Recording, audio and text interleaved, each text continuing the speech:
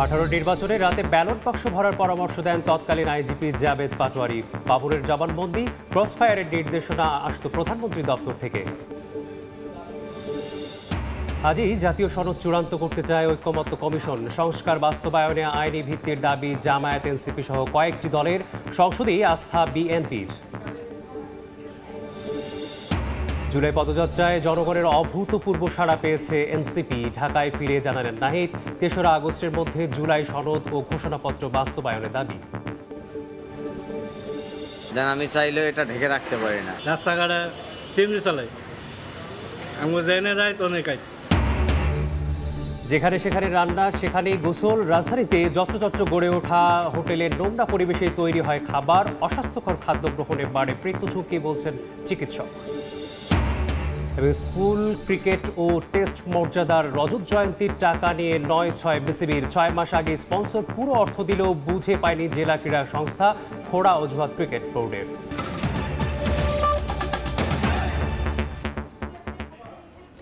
সময় সংবাদের সঙ্গে আছি আমি মেসবাহুল আলিফ।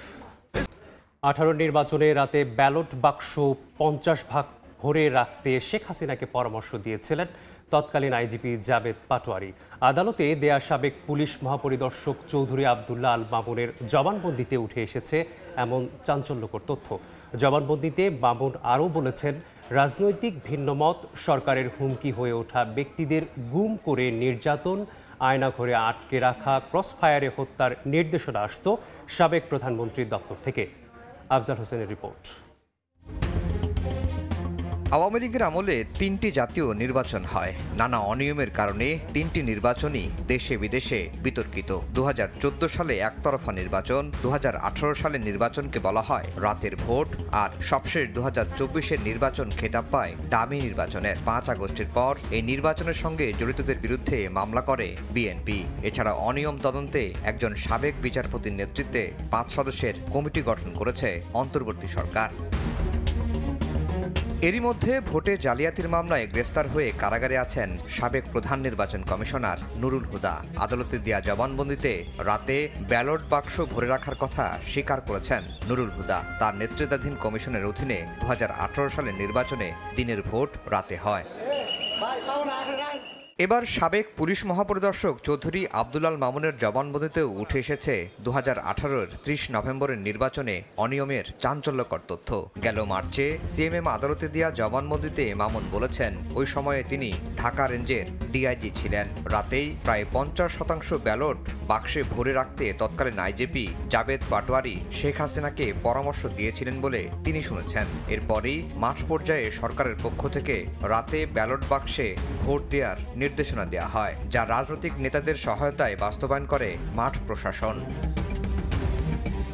14 এপ্রিল 2020 সাল থেকে 29 সেপ্টেম্বর 2022 সাল পর্যন্ত র্যাবের মহাপরিচালক ছিলেন চৌধুরী আবদুল্লাহ আল মামুন। মামুন তার জবানবন্দিতে বলেছেন, রাজনৈতিক ভিন্নমত, সরকারের হুমকি হয়ে ওঠা ব্যক্তিদের গুম করে নির্যাতন, আয়নাঘরে আটকে রাখা, ক্রসফায়ারে হত্যা র্যাবের কালচারে পরিণত হয়। সাবেক আইজিপি বলেন, সিরিয়াস নির্দেশনাগুলো প্রধানমন্ত্রীর দপ্তর থেকে আসত বলে তিনি শুনেছেন, আর কিছু নির্দেশনা দিতেন প্রধানমন্ত্রীর সামরিক উপদেষ্টা তারেক সিদ্দিকী। আদালতে দেয়া জবানবন্দিতে সাবেক আইজিপি বলেন, ব্যারিস্টার আরমান টিএফআই সেলে বন্দী আছেন তা র্যাবের ডিজি থাকা অবস্থায় জানতেন তিনি। বেনজির আহমেদ দায়িত্ব হস্তান্তরের সময় আরমান টিএফআই সেলে বন্দী আছেন বলে তাকে জানানো হয়েছিল। গুমের শিকার ব্যারিস্টার আরমান দীর্ঘ 8 বছর পর সরকার পতনের পরদিন 6 আগস্ট মধ্যরাতে আয়নাঘর থেকে মুক্ত হন। আফজাল হোসেন, সময় সংবাদ, ঢাকা। 36 জুলাইয়ের মধ্যে সরকার জুলাই ঘোষণাপত্র না দিলে ফ্যাসিবাদ বিরোধী সব পক্ষকে সঙ্গে নিয়ে জুলাই ঘোষণাপত্র নিজেরাই ঘোষণা করবে এনসিপি। ঐক্যমত্য কমিশনের সঙ্গে সংলাপের বিরতিতে এনসিপির পক্ষ থেকে এ আলটিমেটাম দেন আক্তার হোসেন। আর জুলাই সনদ বাস্তবায়নে আইনি ভিত্তি দেওয়ার দাবি জামায়াত সহ বেশ কয়েকটি রাজনৈতিক দলের। এদিকে সংস্কার বাস্তবায়নে সংশয় দূর করার পরামর্শ দিয়েছে বিএনপি। ঐক্যমত্য কমিশনের সহসভাপতি ডক্টর আলী রিয়াজ জানান, আজকের মধ্যে গ্রহণযোগ্য একটি জাতীয় সনদ তৈরি করতে চায় কমিশন। বুধবার বিকেলে ফরেন সার্ভিস একাডেমিতে দ্বিতীয় পর্যায়ের 22তম দিনের আলোচনায় রাজনৈতিক দলগুলোর সৌহার্দ্যপূর্ণ পরিবেশে সংলাপ শুরু হয়। এদিন সংসদে নারী প্রতিনিধিত্ব, সরকারি কর্ম কমিশন, দুদক, মহা হিসাব নিরীক্ষক নিয়োগ ছাড়াও রাষ্ট্রপতির ক্ষমতা ও নির্বাচন প্রক্রিয়া সহ অমীমাংসিত 7টি বিষয়ে শেষ মুহূর্তে সংলাপ করে কমিশন।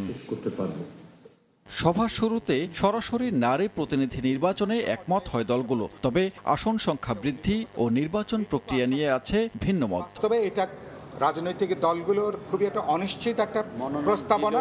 সভার বিরতিতে এনসিপির পক্ষ থেকে ৩৬ জুলাইয়ের মধ্যে জুলাই ঘোষণাপত্র প্রকাশের আলটিমেটাম দেন আক্তার হোসেন। এ সময় 2 বছরের মধ্যে জুলাই সনদ বাস্তবায়নের বিষয়ে বিরোধিতা করেন তিনি। তাড়াহুড়ো না করে আলোচনার সময় বাড়িয়ে সনদের পূর্ণাঙ্গ রূপ দেওয়ার দাবি নুরুল হক নূরের। আমরা একটা অকার্যকর, অপূর্ণাঙ্গ, মৌলিক সংস্কারবিহীন জুলাই সনদ আমরা চাই না। ৩৬ জুলাইয়ের মধ্যেই সরকারকে জুলাই ঘোষণাপত্র জারি করতে হবে। জুলাই সনদের আইনি ভিত্তি না দেওয়া হলে এইখানে জাতীয় ঐক্যমত্য তৈরি হবে না, এবং মেজর স্টেক হোল্ডার হিসেবে আমরাও এটাতে স্বাক্ষর করব না। এই সনদের বাস্তবায়নের জন্য, এইখানের ইনপুটের জন্য আরো অন্তত 3 থেকে 5 দিন সময় বর্ধিত করা প্রয়োজন। সনদ বাস্তবায়নে শুধু অঙ্গীকার নয়, আইনি ভিত্তি দেওয়ার জোর দাবি জানায় জামায়াত, এবি পার্টি সহ বেশ কয়েকটি রাজনৈতিক দল। আইনি ভিত্তি না দিলে এটা তো একটা খাওয়া দাওয়া আলাপ আলোচনা করে শেষ হলো, অথবা আমরা রিকমেন্ড করলাম, অঙ্গীকার করলাম। কি অঙ্গীকার করলাম? কার কাছে অঙ্গীকার করলাম? তো অঙ্গীকার দিয়ে তো শেষ হবে না।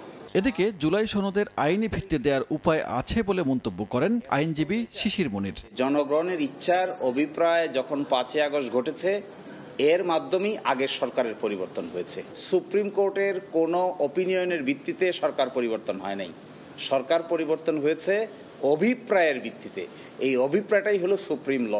জুলাই জাতীয় সনদ বাস্তবায়নে নির্বাচিত সংসদেই ভরসা বিএনপির। জনগণকে ধোঁকা দিয়ে উন্মুক্ত আলোচনা উপেক্ষা করার সাহস কোনো রাজনৈতিক দল করবে না বলে মত দলটির।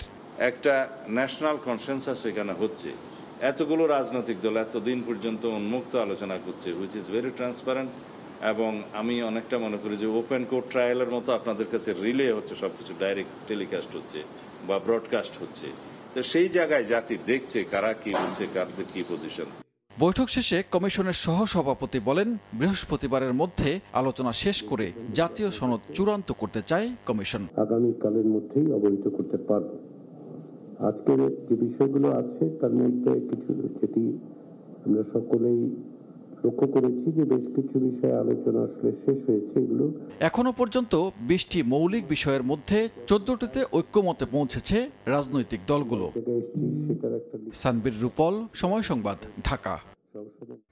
দেশ গড়তে জুলাই পদযাত্রায় জনগণের অভূতপূর্ব সাড়া পেয়েছে এনসিপি। বুধবার রাতে ঢাকায় ফিরে এ কথা বলেন দলের আহ্বায়ক নাহিদ ইসলাম। জেলায় জেলায় মাসব্যাপী এই কর্মসূচি শেষ করে ঢাকায় ফিরে রাজধানীর বাংলা মোটরের রূপায়ণ টাওয়ারে দলীয় কার্যালয়ে আসেন জাতীয় নাগরিক পার্টির নেতারা। তাদের ফুল দিয়ে বরণ করে নেন নেতাকর্মীরা। এ সময় নাহিদ ইসলাম বলেন, যেসব জেলায় পদযাত্রা হয়নি আগামী 5 আগস্টের পর সেসব জেলায় কর্মসূচি পালন করা হবে। জুলাই সনদ ও জুলাই ঘোষণাপত্র বাস্তবায়নের দাবি জানিয়ে ৩রা আগস্ট কেন্দ্রীয় শহীদ মিনারের সমাবেশে যোগ দিতে সবাইকে আহ্বান জানান নাহিদ ইসলাম। বিভিন্ন জেলায় জনস্রোত নেমে এসেছিল জাতীয় নাগরিক পার্টি এবং অভ্যুত্থানের নেতৃবৃন্দদের কথা শোনার জন্য, তাদের সাথে কথা বলার জন্য। ৩রা আগস্ট শহীদ মিনারের সমাবেশের মাধ্যমে এই পদযাত্রার আনুষ্ঠানিক সমাপ্তি ঘটবে এবং আমরা বলেছি ৩রা আগস্ট এর মধ্যে আমরা জুলাই সনদ এবং জুলাই ঘোষণাপত্রের বাস্তবায়ন দেখতে চাই এবং ৩রা আগস্ট আমরা জাতীয় নাগরিক পার্টির ইশতেহার ঘোষণা করব। 21 আগস্ট গ্রেনেড হামলা মামলায় তারেক রহমান, বাবর সহ সব আসামির খালাসের রায়ের বিরুদ্ধে রাষ্ট্রপক্ষের আপিল শুনানি শুরু হয়েছে। সকালে প্রধান বিচারপতি ডক্টর সৈয়দ রেফাত আহমেদের নেতৃত্বাধীন 6 সদস্যের বেঞ্চে শুনানি শুরু হয়। এর আগে খালাসের রায়ের বিরুদ্ধে আপিলের অনুমতি চেয়ে করা রাষ্ট্রপক্ষের আবেদন মঞ্জুর করেন সর্বোচ্চ আদালত। গত বছরের 1 ডিসেম্বর 21 আগস্ট গ্রেনেড হামলার ঘটনায় হত্যা ও বিস্ফোরক দ্রব্য আইনের মামলায় বিএনপির ভারপ্রাপ্ত চেয়ারম্যান তারেক রহমান সহ সব আসামিকে খালাস দিয়ে রায় দেন হাইকোর্ট। পরে 19 মার্চ এ মামলায় সব আসামির খালাসের বিরুদ্ধে আপিল করেন রাষ্ট্রপক্ষ। আসামি পক্ষের আইনজীবীদের প্রত্যাশা, হাইকোর্টের আদেশ বহাল থাকবে আপিল বিভাগেও। সময় সংবাদে আরো থাকছে।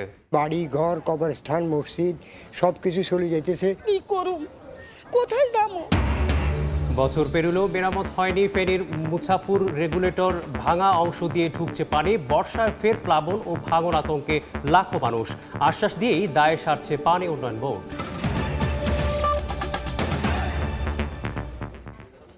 খাবারের নামে কি খাচ্ছি আমরা?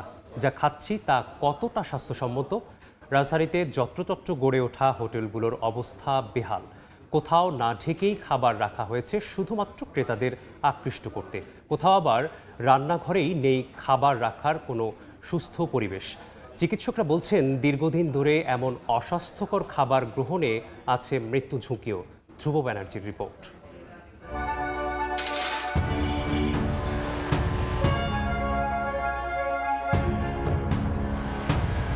22 এপ্রিল 2025 রাজধানীর হাতিরপুল বাজারের কয়েকটি রেস্তোরাঁয় সময় সংবাদ। দেখা মিলল অপরিচ্ছন্ন পরিবেশে কিভাবে রাখা হয়েছে প্রতিটি খাবার।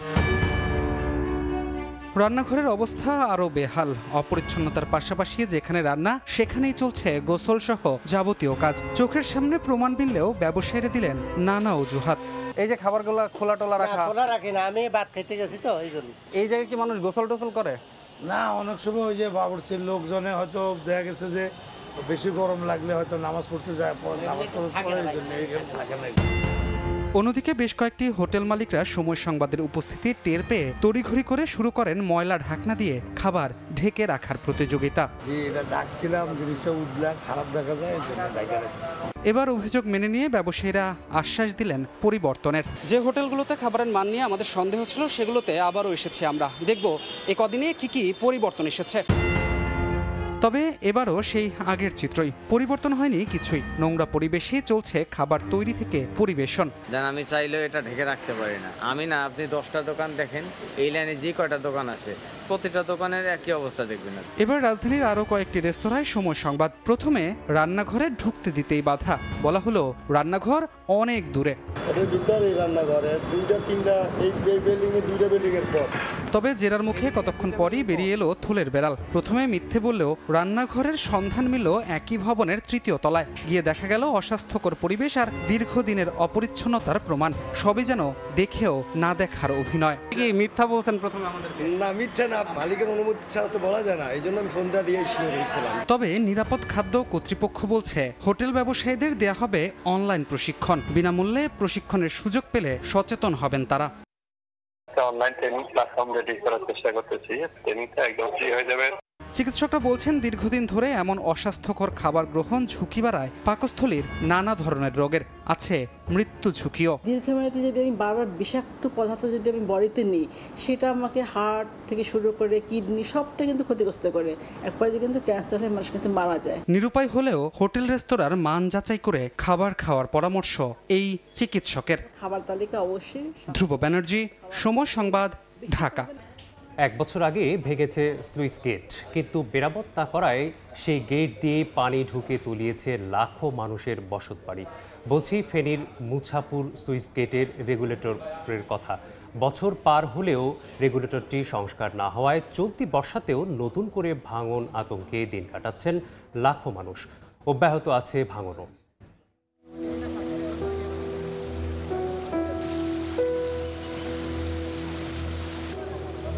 26 আগস্ট 2024 স্মরণকালের ভয়াবহ বন্যায় একদিকে ভাসে ফেনী জেলা, অন্যদিকে সেই ক্ষত পৌঁছে যায় পাশের জেলা নোয়াখালীতেও।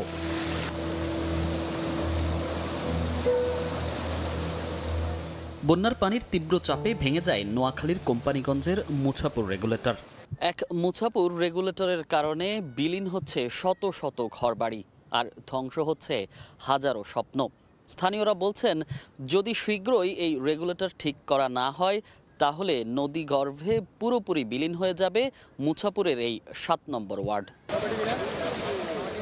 এই ওয়ার্ডের বাসিন্দা আব্দুল্লাহ সুজন জীবনের সব অর্জন দিয়ে বানিয়েছিলেন দোতলা বাড়ি। তবে ছোট ফেনী নদীর এমন আগ্রাসনে এখন তার দিন কাটছে আতঙ্কে। শুধু আব্দুল্লাহ নয়, এমন আতঙ্কে দিন পার করছেন নদী পাড়ের শত শত পরিবার। আমি যে এরপরে যে কিছু করব, আমার ছেলে মেয়েকে নিয়ে কোথায় থাকবো, আমার মা বাবাকে নিয়ে থাকবো, সেই পরিস্থিতিও নাই। কি করুম, কোথায় যাবো? মুছাপুরের পাশাপাশি নদী গর্ভে বিলীন হচ্ছে একই উপজেলার চরহাজারি ও চরপার্বতী ইউনিয়নের অসংখ্য ঘরবাড়ি। আমাদের বাড়ি ঘর, কবরস্থান, মসজিদ সবকিছু চলে যাইতেছে। বাড়ি আগা ছিল ওইদিকে ভাঙতে বর্তমানে এখানে আরেকজন জায়গার উপরে আছি। তবে গেল বছর বন্যার পর চরপার্বতী এলাকার রক্ষায় কিছুটা স্বস্তি এনে দিয়েছে একটি বাঁধ। স্থানীয়দের নিজ উদ্যোগ ও অর্থায়নে দেয়া এ বাঁধের কারণে ভরাট হতে শুরু করেছে ভেঙে যাওয়া কিছু অংশ। জেগে ওঠে প্রায় 500 একর জমি। স্থানীয় জনপ্রতিনিধির দাবি, জরুরি ভিত্তিতে সরকারের সহায়তা পেলে নদী ভাঙন থেকে রক্ষা পাবে এই ইউনিয়নের কয়েকশো পরিবার। এদিকে দ্রুত রেগুলেটরের কাজ শুরুর আশ্বাস দিচ্ছেন জেলার পানি উন্নয়ন বোর্ডের নির্বাহী প্রকৌশলী। 10 কিলো 230 মিটার মানে প্রতিরক্ষা কার্যক্রম বাংলাদেশ সেনাবাহিনী কর্তৃক বর্তমানে তাদের তত্ত্বাবধানে বাস্তবায়ন হচ্ছে। চলতি বছর ফেনীতে নতুন করে প্লাবিত হওয়ায় আতঙ্ক বেড়েছে ছোট ফেনী নদী তীরবর্তী বাসিন্দাদের। মনির হোসাইন, সময় সংবাদ, নোয়াখালী। নওগাঁয় ডায়রিয়া, নিউমোনিয়া, জ্বর, সর্দিসহ নানা রোগের প্রকোপ। নগর সদর হাসপাতালে 100 শয্যার বিপরীতে ভর্তি হয়েছে 360 জন রোগী। এদের মধ্যে 56 জন শিশু, যাদের বেশিরভাগই আক্রান্ত ডায়রিয়া, নিউমোনিয়ায়। চিকিৎসক বলছেন, দিনে ভ্যাপসা গরম এবং রাতে শীতল পরিবেশের কারণেই হঠাৎ করেই বেড়েছে নানা রোগ। রোগীর ঢলে সেবা দিতে হিমশিম অবস্থায় কথা জানালেন তারা। অবরুদ্ধ গাজায় ত্রাণ নিতে যাওয়া ফিলিস্তিনিদের উপর ইসরায়েলি হামলা থামছেই না। গেল একদিনে দখলদার বাহিনীর গুলিতে প্রাণ গেছে আরও 80 জনের, যাদের মধ্যে 71 জনেই গিয়েছিলেন ত্রাণ সংগ্রহে। অপুষ্টিজনিত মৃত্যুর আনুষ্ঠানিক তথ্য পেলেই গাজায় আনুষ্ঠানিকভাবে দুর্ভিক্ষ ঘোষণা করবে বলে জানিয়েছে জাতিসংঘ। গাজার এমন পরিস্থিতিতে 15টি দেশ ফিলিস্তিনিকে রাষ্ট্র হিসেবে স্বীকৃতি দেওয়ার ব্যাপারে ইতিবাচক অবস্থান জানিয়েছে। কথা দিয়েও কথা রাখেনি বিসিবি। টেস্ট মর্যাদার 25 বছর পূর্তি উপলক্ষে প্রতিটি জেলা ক্রীড়া সংস্থাকে ক্রিকেট কার্নিভালের জন্য 25,000 করে টাকা দেওয়ার কথা থাকলেও 1.5 মাস পরও সেই অর্থ হাতে পায়নি সংস্থাগুলো। স্কুল ক্রিকেটের জন্য স্পন্সর প্রতিষ্ঠানগুলো গেল জানুয়ারিতে বিসিবিকে অর্থ বুঝিয়ে দিয়েছে। সে টাকাও জেলা ক্রীড়া সংস্থাগুলোকে দেয়নি বিসিবি। তামিম হোসেনের রিপোর্ট। ক্রিকেট ঘুমিয়েছিল, ওই তাদেরকে একটা ওয়েক আপ কল দেওয়া। দায়িত্ব নিয়ে টাইগারদের টেস্ট মর্যাদার 25 বছর পূর্তি আয়োজনের মধ্য দিয়ে সারা দেশের ক্রীড়া সংস্থার ঘুম ভাঙাতে চেয়েছিলেন বিসিবি সভাপতি। কিন্তু এই আয়োজনের পেছনে আছে চরম অনিয়মের গল্প। শুধু তাই নয়, সময় সংবাদের অনুসন্ধানে উঠে এসেছে প্রাইম ব্যাংক স্কুল ক্রিকেটের অর্থ বরাদ্দ নিয়েও বিসিবির অনিয়মের চিত্র। টেস্ট মর্যাদা প্রাপ্তির রজত জয়ন্তী উপলক্ষে প্রতিটি জেলা ক্রীড়া সংস্থাকে বিসিবি নির্দেশনা দেয় অনূর্ধ্ব 12 ক্রিকেট কার্নিভাল আয়োজনের। প্রতি জেলায় বরাদ্দ থাকে 25,000 টাকা। নিজেদের অর্থে কার্নিভাল আয়োজন করে এখন বিপদে জেলা ক্রীড়া সংস্থাগুলো। বাস্তবায়ন করে 25 তারিখের পরে 3 দিন পরে আমরা টাকা দিয়ে দেব। টিচার বাইরে টিচার বলে আপনাদের প্রোগ্রামে বরাদ্দ আসছে কিনা, যদি বরাদ্দ আসে তাহলে আপনি ব্যাংকের স্টেটমেন্ট নিয়ে আসেন। টাকা না আসলে তো অগ্রিম টাকা ছাড়ে এই ক্রীড়া সংস্থা। শুধু কার্নিভাল নয়, প্রাইম ব্যাংক স্কুল ক্রিকেটও হয়েছে আর্থিক অনিয়ম। ফাইনালও হয়ে গেছে, তাও মাস দিয়ে গেছে। তাহলে এই খরচ করতে তাহলে বিসিবির কাছে দেয়, তাহলে বিসিবি কেন টাকা দিতে এত লেট করে? আমাদের কাছে কোনো চেক বা অর্থ এরকম কিছু আসেনি, বরং ওই টুর্নামেন্ট করার জন্য যে আনুষঙ্গিক যে খরচ, সেই টাকাটা পর্যন্ত আমরা এখনো পাইনি। তবে বড় প্রশ্ন, স্পন্সর প্রতিষ্ঠান প্রাইম ব্যাংক জানুয়ারির শেষ সপ্তাহে বিসিবিকে পরিশোধ করেছে পুরো অর্থ। তাহলে সেই টাকা কোথায় গেল? ফাইনাল খেলেছে, ওই টাকাগুলো এখনো যায়নি বোর্ড থেকে। ম্যাচ প্রতি যে 3,000 টাকা করে পায়, এগুলো একটু দেয়নি। আমাদের এখানে ইন্টারনাল ছিল, আমাদের তরফ থেকে জুন মাসের মধ্যে চলে যাওয়ার জন্য বলা হয়েছিল। সব মিলিয়ে যে অস্থিরতাটা ছিল এখন কেটে গেছে। আমার মনে হয় যে ওটা 3rd উইকের মধ্যে চলে যাওয়া উচিত আর কি। আমিনুল ইসলাম বুলবুল দায়িত্ব নেয়ার পর বিসিবিতে পরিবর্তনের স্বপ্ন দেখেছিলেন অনেকেই, কিন্তু এসব বিতর্কিত কর্মকাণ্ডে নিজেদের প্রশ্নবিদ্ধ করছে দেশের ক্রিকেট নিয়ন্ত্রক সংস্থা। তামিম হোসেন, সময় সংবাদ, ঢাকা। এই ছিল সময় সংবাদে, সঙ্গে থাকুন সময়।